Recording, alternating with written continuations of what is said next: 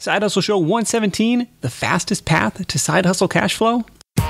Welcome to the Side Hustle Show, where aspiring part-time entrepreneurs learn how to turn their side hustle dreams into reality. Because your 9 to 5 may make you a living, but your 5 to 9 makes you alive. And now, your host, Nick Loper. Hey everybody, Nick Loper here. Welcome to the Side Hustle Show, where it's all about ideas, action, and results. This is episode 117, the fastest path to side hustle cash flow. One of the concepts that I like to talk about on Side Hustle Nation is your freedom number. What's it going to take to get you out of your day job? And that is your freedom number, which is essentially your monthly expenses on an ongoing basis. You know, your fixed costs. How much does it cost to live your life? And one of the fastest ways to get there, something we've talked about briefly on the show before, but we get to dive into today as well, is the idea of buying a pre-existing cash flow. Why build something up from scratch if you have a little bit of resources at your disposal? Hey, you can buy an existing business, buy something that's already spinning off money, and maybe that's how you get out of the corporate world, out of the cubicle life. So this episode explores the idea of buying cash-flowing businesses in general and websites specifically. So my guest has helped facilitate hundreds of website deals, and he's seen it all, good, bad, and ugly. And so during the call, we get into where to look for sites, how to apply the fix and flip strategy from the real estate world, how it applies to these digital properties as well, how to evaluate a potential purchase, the pitfalls to avoid, and even some creative financing options to help get you started if you're a little short on cash yourself.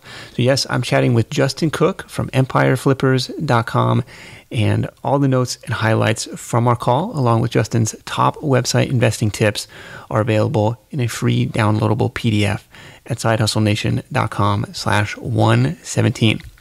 Now, before we get into it, I need to tell you about my experience in buying a site. Because even though I'm still bullish on the concept of investing in digital real estate, I actually did not have a great experience. So I bought a site through Empire Flippers last year as one of my side hustle experiments, and it went well for the first 4, 5, 6 months, but then after that, a Google update came and pretty much wiped this site off of the face of the earth, and ended up.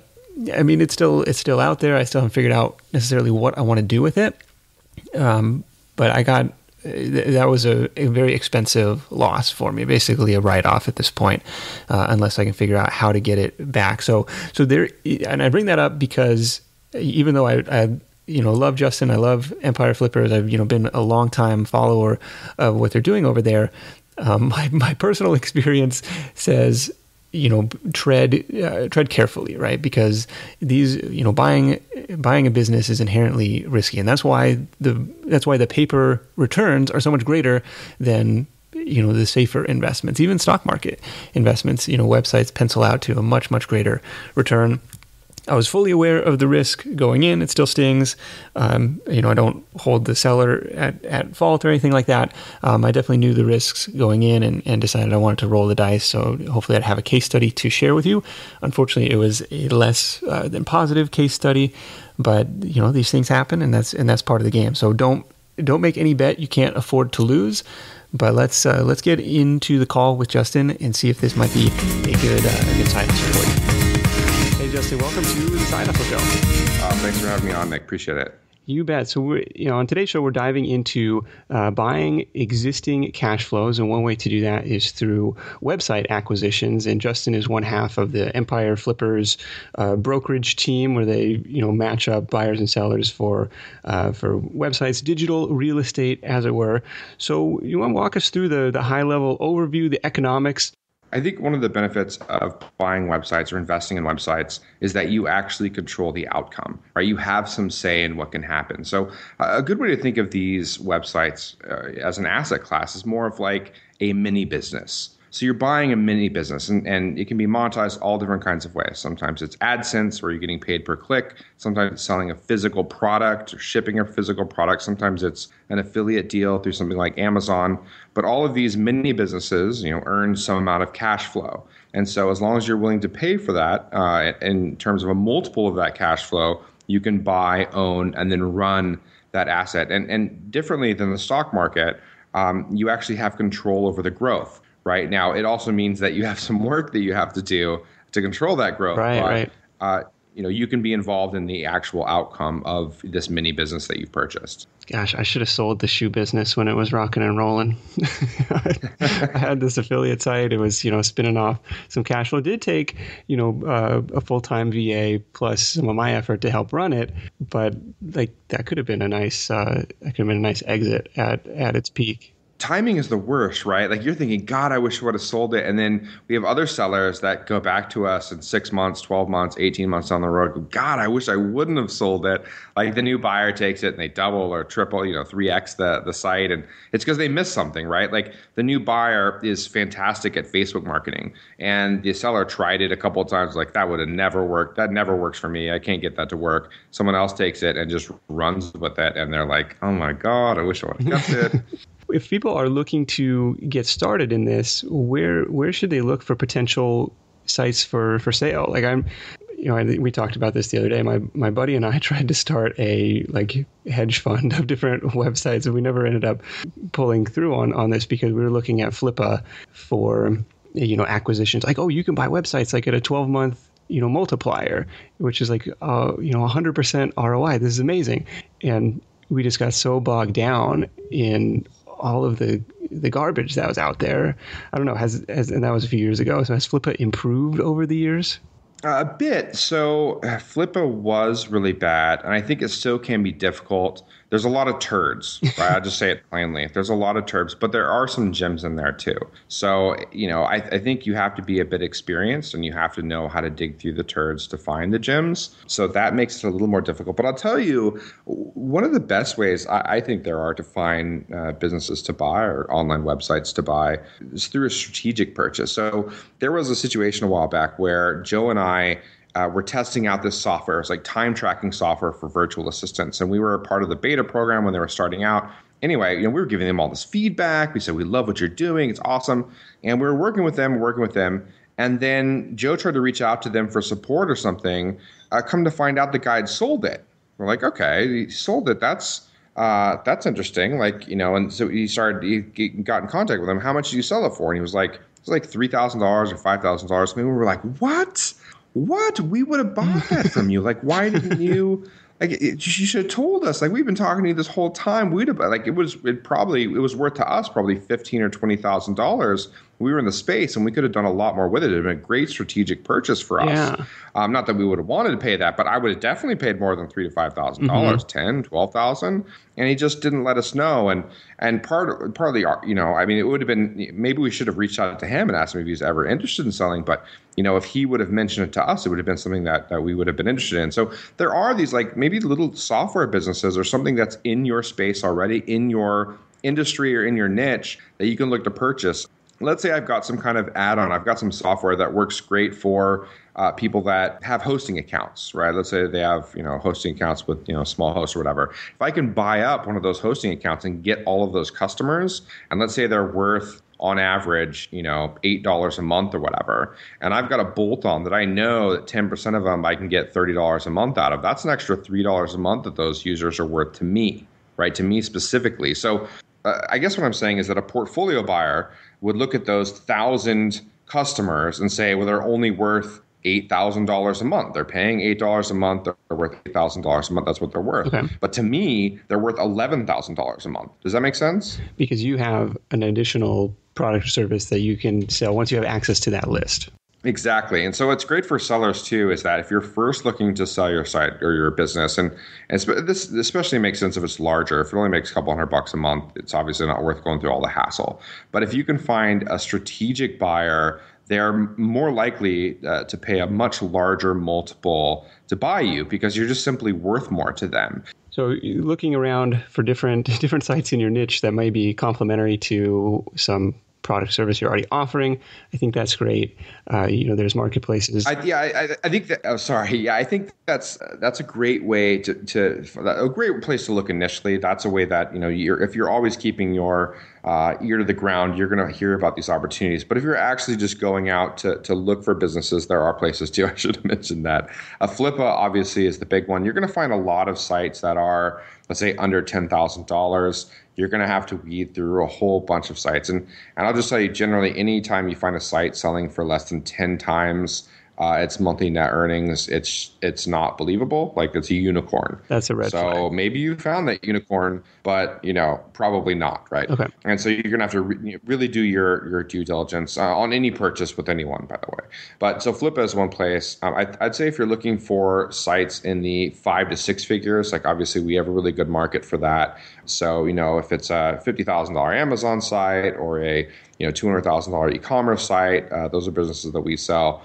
I'd say at the high end, there's a really good brokerage called Quiet Light Brokerage, and they sell, I'd say, 6 figures to 7 figures, even into like the low 8 figures. So they're great in that range. So they're much larger generally. They're going to be, fuller, fleshed out businesses. These are going to generally come with employees. They're going to come with a ton of process, and the turnover on those is obviously going to be longer. But they have the bigger sites are going to be with Quiet Light. Okay, so yeah, something for everybody, depending on what price range that you're looking in.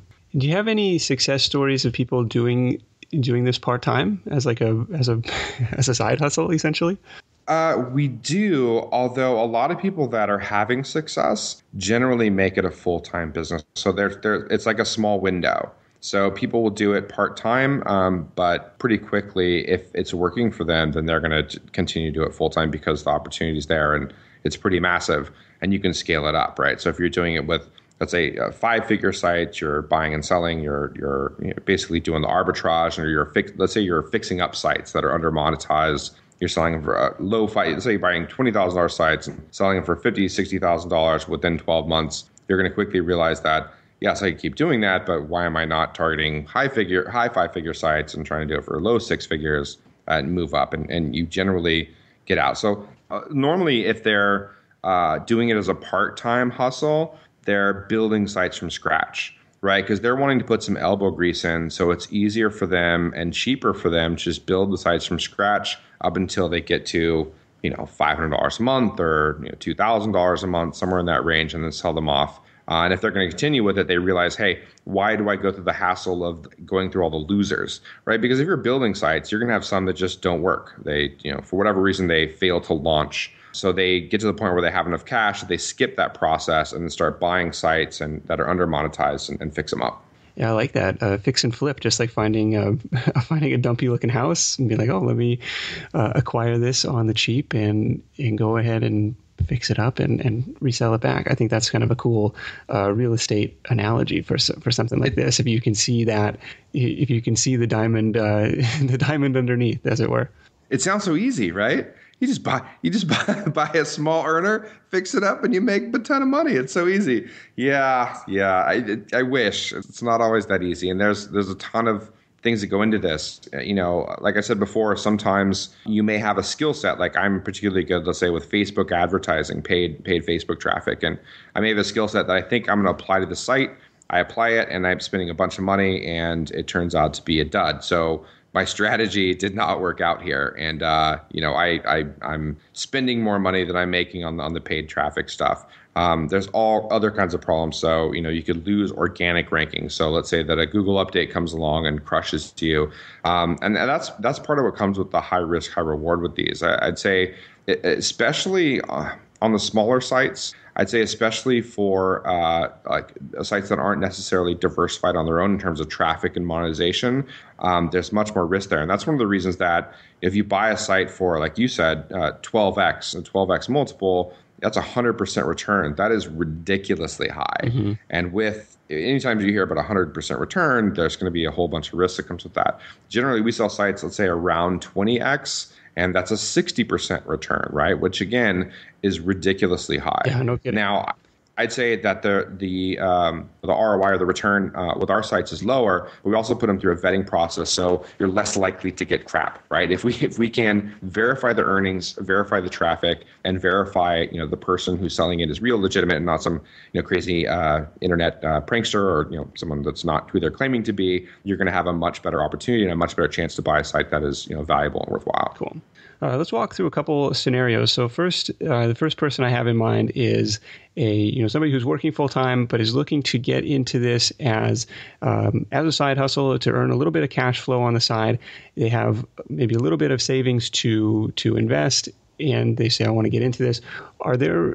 I mean, you kind of said there's some opportunities at the low end of the market, say, in the $5,000 to $10,000 purchase price range, which would be something earning $250 to $500 a month. Like maybe that covers, I don't know, that covers my car payment. That covers like my student loan, or that covers something that that $500 a month is significant to me. Yeah, I think, let's say I'm going to buy a $10,000 website, right? Generally, that's going to make somewhere between $400 and $600 a month. Let's say it's a nice car payment, right? That's good. There are opportunities there, but they're generally going to be less developed sites. So the site's probably going to be less than 2 years old, generally, sometimes even less than 1 year old. It's going to have probably just one main form of traffic, one main monetization method, but it's going to have a ton of opportunity too. So if you buy that site, it may 2x or 3x within the next 12 to 18 months with some work. It may go to crap too, right? So it may die on you as well. So you're going to have more risk. And I'd say for someone that's looking for not really necessarily to replace a car payment, but they're looking to replace their income. Mm-hmm. We had a great podcast about this. We call these people lifestyle Larrys, right? They're looking for the lifestyle, and we had a podcast on this. Is episode 128 of the Empire podcast, and we talked about how to kind of diversify. So generally, a $10,000, $5,000, $10,000 site isn't going to be very diversified in terms of traffic and earnings. Mm-hmm. But a $200,000, $300,000 site, or sometimes even an $80,000 site might be. So it might have different, partly organic, partly social, partly paid traffic, which kind of insulates the site. It might have some AdSense, some Amazon site. It may have, products or something like that. That's, has multiple monetization methods, which is great. But you just don't get that with the smaller sites. So one of the things you have to do is diversify your portfolio. If you can't have a site that's diversified, at least have a nice portfolio of sites that is. So, if you're owning, let's say $5,000 to $10,000 sites, you have, a portfolio of $40,000 sites, you can fill it up as long as you're making sure that your portfolio is diversified. With only $10,000, it's really hard to diversify, right? Because now you're talking about buying $1,000 or $2,000 or $3,000 sites, and those are pretty small. I mean, when you talk about a $2,000 site, it's making $100 a month. Generally that's going to be all over the place. So, it makes $100 one month, and the next month it'll make $170, and the next month it'll make $18. Right. And so, it makes $100 a month, maybe, right, on average over the last 6 months, but it's all over the map. And so I think if you have $5,000 and that's really what you have to kind of get started, you can't put more into a portfolio. You're probably better off just trying to build some sites from scratch, learning keyword research, learning niche selection, and having some failures there, and either saving up more money or building up those sites on your own, selling them, and then looking to buy into a portfolio. I don't think $5,000 to $10,000 total in terms of investment is enough to really, get into it. Okay. You know what I mean? It's not enough to get into it. No, that's fair, and I appreciate your honesty on that, because that's totally worth knowing. Let's talk about person number 2 who says, okay, my monthly expenses are $2,500 a month, $4,000 a month. If I could replace my income, if I could cover my expenses with a website acquisition, all of a sudden I'm a free man. I can move to the Philippines. I can do whatever I want. And so at that level, you're looking at a $4,000 monthly cash flow. You're looking at a purchase price around $80,000. But my question is, that's a lot of cash to plunk down on one business that is a little bit, still a little bit risky. So do you have are there like creative financing options, or would you say, okay, if you have $80,000 to spend, would you divide that up into, several different sites, maybe a $50,000 purchase and a 30, or I don't know, I'll let you talk. So I want to replace my income, right? I need $4,000 a month to sip fruity drinks on a beach. Like, that's what I need. There are two different scenarios. So let's say the person that is planning to keep their job, but they want to replace their income. They want to double their income. Let's say they're making $4,000 or $5,000 a month and they want to double that income. I'd recommend getting the largest site possible, the largest single site possible. A couple of reasons for that. They're going to keep their job, right? So they still have their income. Bills are paid with their job. So this is something in addition to, and I think they should buy a larger site because, first off, they have less focus because they still have a regular job.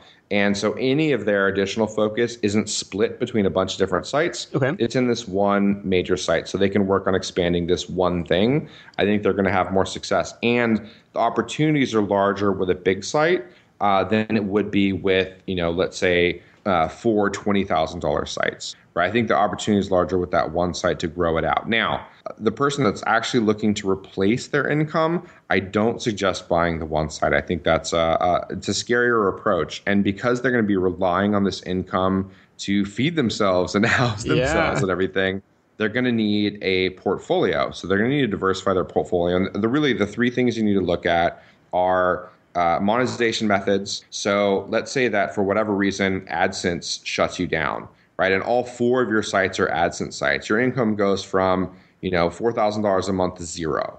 Right, that's painful if you're on the beach in Thailand. Thailand's not the best place to be with no money. This is just if your account gets banned, which Google is known to do arbitrarily sometimes. It has happened. It's happened to people that you wouldn't expect it to happen to. Spencer over at Niche Pursuits had that happen to him. Another thing, similar situation with Amazon. Right, so. Let's say you're in a state, right? Your business in a state or your hometown was in a state that Amazon shuts it down, and you can no longer be part of the Amazon affiliate program in that state. It's problematic for you. Your income should go to zero. This was a huge issue. I had to go rent a studio apartment in Nevada just to keep my business alive while this drama was going down in California. It was not cool. Yes. Yeah, you can set up an LLC in another company or another state, but it's going to be a pain, right? And you're going to have to do all that in the middle of making no money. Right. So that's problematic. Another one that a lot of people don't think about is, they buy an e-commerce site and their paid traffic channel, we're still talking about monetization, their supplier raises the cost. So, they were making 30% margins, 40% margins, and their supplier raises their cost by 20, 30%. Oops, there goes your money. Right, there goes the money that you're living on the beach in Thailand. So there's a whole bunch of risks if you don't diversify away from monetization. So you don't want to have too much of your portfolio relying on any one monetization method. The second thing is traffic. So if you have more than, let's say 60%, 50-60% of your traffic is coming from organic SEO rankings, and a Google update comes along and, shuts you down, you're going to take a really big hit on that, right? You're going to lose all of your rankings. You're going to lose all the earnings you had. If you have 1 or 2 sites and they're all relying on paid Facebook traffic and Facebook changes the rules, bans your account, there goes your income. So traffic, I think, is a really big one, probably bigger than monetization. So definitely diversify your traffic sources. So in your portfolio, your 4 sites that are making your $4,000. Now, this makes it sound pretty, but it's not going to be 4 exactly making $1,000 each. But just for the sake of argument, one of those sites, let's say, is coming via paid traffic. 1, 2 max is coming from mostly organic, and the 4th one is coming from social. Whether that's Instagram or Facebook or something like that. So you're diversifying your portfolio against traffic. The last thing, and it's important if it's a lifestyle income you're trying to make is against seasonality. So if your sites are hot in the summer and cold in the winter, that's going to be bad because, living on the beach, you kind of need some consistent income. Mm-hmm. So you're going to want to make sure that you diversify your portfolio against seasonality. Now, some sites are extremely seasonal. Like if you have a site about, Thanksgiving for whatever reason, that's really seasonal. But other ones, maybe are more seasonal than you might think, and they're not quite as clear. So gym membership site, or let's say workout equipment or something, that's seasonal too. Right. So you need to keep that in mind. The last point I'll say about Lifestyle Larry, the guy that's looking to replace his income and go to the beach, he should make sure that he buys more than he needs, right? So if you want to make $4,000, you shouldn't make it $4,000. You need to add another 20, 25% to that make it $4,800, $5,000 a month, so that you're covered. Because it's not magically going to come in at $4,000 a month so you can pay all your bills. You may be $2,800 one month, and then maybe $5,200 the next. So you're going to want to make sure that you have a little bit more coming in on average. Yeah, have a little bit of a buffer. That makes sense. How about on the creative financing option? So instead of writing that $80,000 check or that $80,000 wire transfer, to have to, like, is a bank going to lend me money on this? Is there a way to ease the pain of having to come up with all that cash up front? So this is the fun stuff, Nick. This is the deal making. All right, let's do it. This is where the magic comes in. So we talked about this a little bit before the show, man. We were talking about some really creative ways. Let's continue with this Larry guy, right? Okay. Needs to make $4,000, needs an $80,000 purchase, say 20x. It varies, the multiple varies, but let's just say 20x. So he needs $8,000. Say he only has $20,000. He's 25% of it. Well, that's not enough, right? That'll get him $1,000 in income, but he's not quite there. That's not going to get me there. A lot of times, no, not going to get you there. A lot of times, sellers are willing to take an earn out. So what that means is, maybe you pay 75% up front, you pay 25% over the next 6 months. So let's say you paid 5% a month. You're actually paying a little more than the purchase price. You're paying 105% of the purchase price, but you're giving them, the other 5% month over month for 6 months until they're paid off. And they're willing to do that because they want to get the sale, especially for a site that's been sitting around for a while. If there's a whole bunch of people interested in a particular site, they're less likely to do that. They'll just take the 100% cash up front and not do it. But you can do the earnouts. You can structure an earnout to where your earnout is actually more attractive maybe than the cash up front. They want maximum income. So they know that, yes, they'll take an earnout over 100% up front if they know they've got 110% of the purchase price with your earnout. So that's one way you can do it, but that doesn't get you there. You still need $60,000 and you're $40,000 short. So what Larry can do is he can look on bringing in a passive investor. So if Larry knows anyone else that's interested in something like this, but just doesn't have the time, effort, or energy, whether it's family and friends or someone else that has some money, but just doesn't know how to order content from text broker, doesn't know how to do any SEO, and wants to get involved, he can bring them in. So let's say he brought in his cousin or potential business partner. They put up $40,000. Larry puts up $20,000. He makes them, let's say, a 30 to 40% partner, right? So they're going to get a passive residual out of this business. Larry's only putting up $20,000. The seller's giving some earnout, and Larry can, for the next 6 months, because he still has to pay that earnout over 6 months, he's working for not that much money. But at the end of 6 months, Larry ends up with a 60, 70% share in this, and the passive investor is getting paid. Now, Larry's going to need a little bit more out of this, right? He's going to need to do this again so he can get his full, $4,000, actually $5,000 in net profit. But he only had to put out $20,000 up front to get a $4,000 a month earner, which is fantastic. So there's all different ways you can do this. Another way you can sometimes get deals. This is less frequent, but you can get a deal where the seller retains equity. So if there's a business that is on the edge of blowing up or has potential to blow up but just hasn't, and the seller's just done with it, but knows that it has the potential, they might be willing to retain some equity. So let's say you get a 25% discount on the site, but the seller retains 20% of the equity in the business. It's like insurance for them in case you do really, really well with it. So that's a way for you to discount the price and keep the seller involved too. You can also get some, feedback and counseling from them. You can set a requirement, a contractual agreement for them to do a monthly call with you and do kind of a check-in or something like that. There are other ways that I'm less familiar with, so I can't speak to them really well, but I can, tell your listeners to check into self-directed IRAs. Oh wow! Okay. I think there are some opportunities there for you to actually use those self-directed IRAs to purchase businesses, but you'd have to talk to an accountant to get more details on that. Wow, that would be kind of crazy to put your retirement money into something much more interesting than your standard mutual funds. Yeah, and then it's definitely self-directed because you're having a direct impact in the growth of that business. Fair enough. I guess that's very accurate. And I think that's a really important point to bring up, is that like where you're buying shares of Nike, you have no say. I guess you can do shareholder meetings and voting and whatever, but like you have no say in what happens in the future of this company. Versus this, it's like, this is your baby now. Like you're in charge of making this thing continue to earn and continue to grow. And so there is some prerequisites that you probably know how to operate a website, you know how to work with virtual staff, you know how to do all the things that need to be done to keep this thing spinning. Yeah, I think especially when you're buying these websites, is that you should know how to do a portion of it. Now, there's always an opportunity to learn. So let's say that it's a heavily SEO and maybe a little bit of paid traffic requirement. I know how to do that, but there's a virtual assistant that comes with it, and I don't really know how to manage virtual assistants. Well, this is a great opportunity for me to figure it out, right? I'm going to learn, and so I wouldn't take on something that you don't know anything about. Like all of it is completely unknown to you. You're probably setting yourself up for failure. But if there are a few pieces that you don't know, you can take that on as a learning experience and have the rest of it something that is in your wheelhouse and something that you are familiar with and can do. Yeah, such a fascinating business. Justin, thanks so much for joining me. It's empireflippers.com if you want to check them out. And we'll wrap it up with your number one tip for Side Hustle Nation. Awesome, Nick. I appreciate it. I'd say the number one tip is that once you're done with the side hustle, once you've checked out all these different monetization methods and different ways to make money, it's a really good idea when you find that one is to drop the rest, right? Find the one thing that works really well for you, that you can work really well on and that you really appreciate, and dump everything else. Become an expert and focus in on that one thing, and you're going to do much better off and be much more focused and have a better business because of it, I think. I like it. Thanks, man. We'll talk to you soon.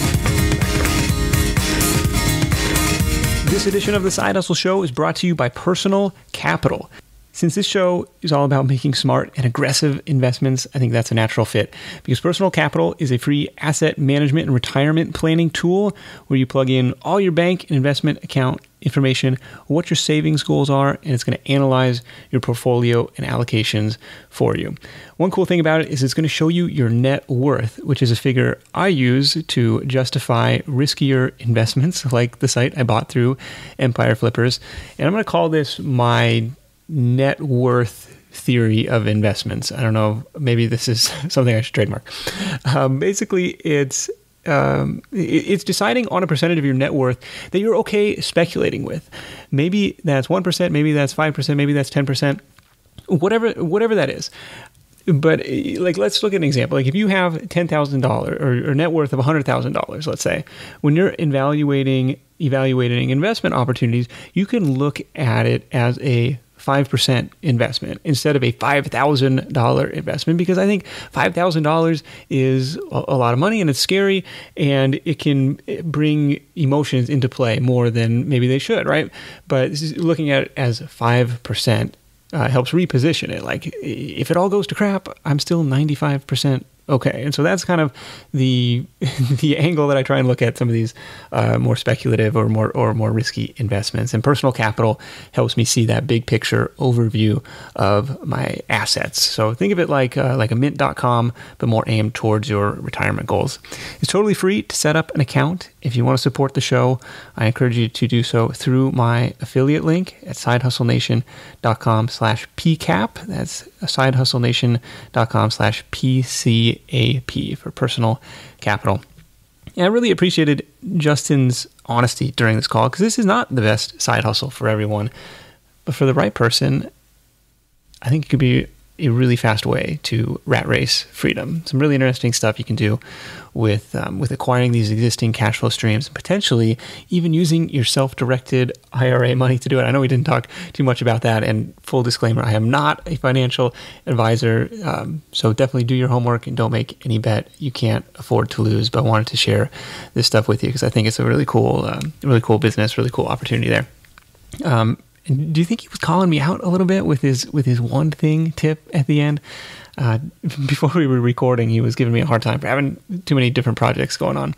But empireflippers.com, the marketplace, the podcast, is definitely one that's been in my rotation for a long, long time. And Early in the call, just a clarification on one thing. Justin mentioned Joe, who is his partner in crime in the business. So if you're wondering who Joe was, that's Joe. One of the parts of the conversation I edited out was on the new Empire Flippers investor program. And this is something that's really, really interesting, and it's in a private beta, which is why we were kind of just going back and forth on it and why I edited it out. But what they're doing is they're pooling money together from a handful of investors, generally higher dollar investors, to buy a portfolio of income properties online, kind of like the hedge fund I was talking about at the top of the call, reinvesting some of that cash flow in operations and in growth, and then planning to pay out dividends with what's left over. So like I said, private beta right now, but if that's something that's appealing to you, a more hands-off way to get into this game and potentially generate some higher risk, higher reward returns, although definitely a pretty significant buy-in at the moment if they are going to open that up. But head over to empireflippers.com to check out some of the materials there, or if that's something that you're interested in. Now, as is per the usual, all the notes, links, and highlights from this week's call, plus a free downloadable PDF with all of Justin's top website buying tips are available to you at sidehustlenation.com/117. Until next time, let's go out there, make something happen, and I'll see you in the next episode of The Side Hustle Show. Hustle on. Thanks for listening to The Side Hustle Show at www.sidehustlenation.com.